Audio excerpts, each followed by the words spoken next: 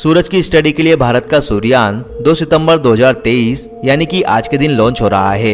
इसका नाम आदित्य L1 है। आपको बता दें कि इसकी लॉन्चिंग श्री हरिकोटा के सतीश धवन स्पेस सेंटर से की जाएगी।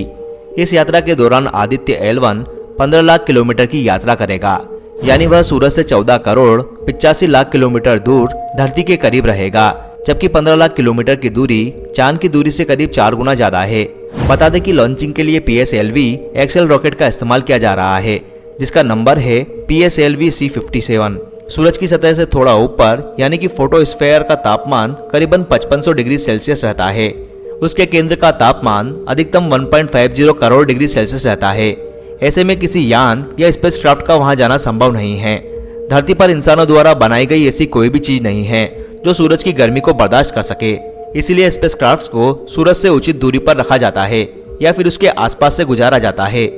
आदित्य L1 सूरज से इतनी दूर तैनात होगा कि उसे गर्मी लगे तो वह मर ना जाए, यानी कि खराब ना हो। उसे इसी हिसाब से बनाया गया है।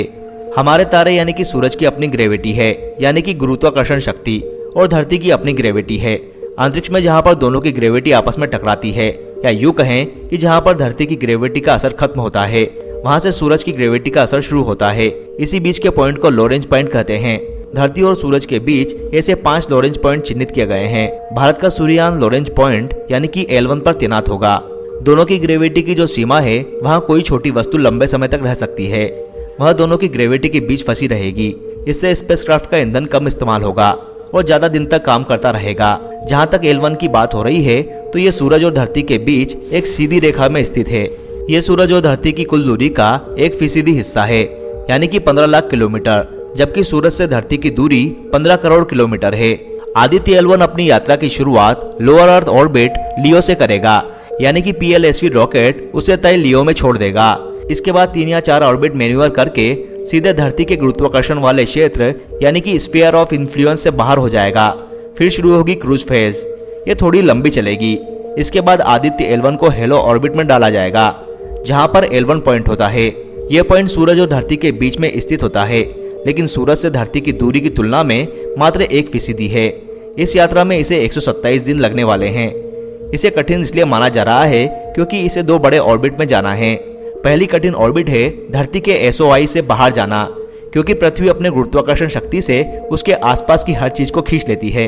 जिसके बाद है क्रूज फेज और हेलो ऑर्बिट में L1 पोजीशन को कैप्चर करना। अगर यहाँ उसकी गति को नियंत्रित नहीं किया गया तो वह सीधे सूरज की तरफ चला जाएगा और जलकर खत्म हो जाएगा।